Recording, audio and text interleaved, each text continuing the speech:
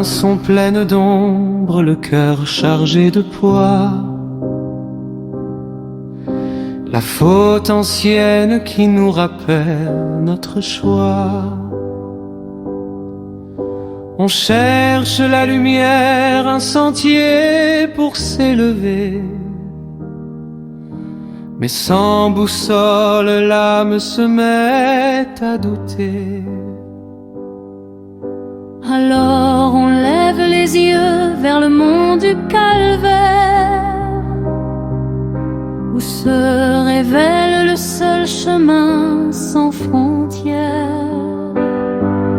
Pardon, le mot gravé dans la chair et le sang, donné sans condition, pris d'un amour puissant, c'est le rachat par la croix, la grâce imméritée, un fleuve d'eau vive qui vient tout effacer.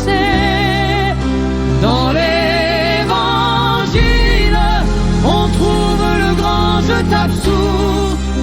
Le lourd fardeau tombe, un nouveau jour pour nous. Il n'a pas compté l'offense, le poids de nos rejets,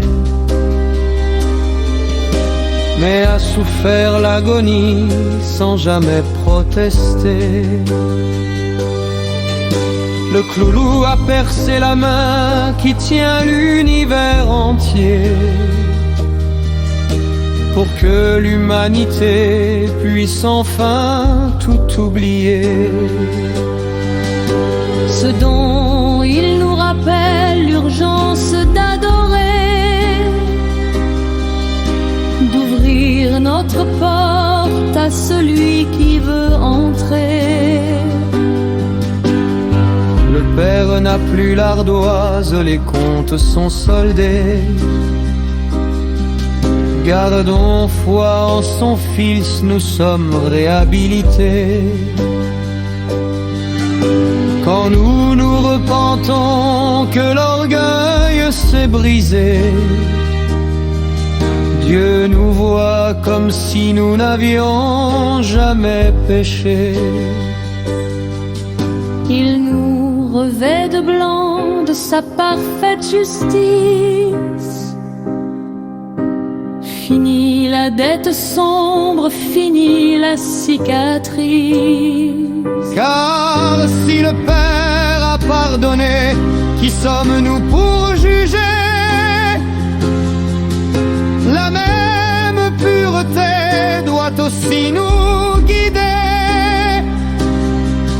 Pardonner l'autre, c'est se libérer du poids de la rancœur qui nous empêche d'être à sa joie.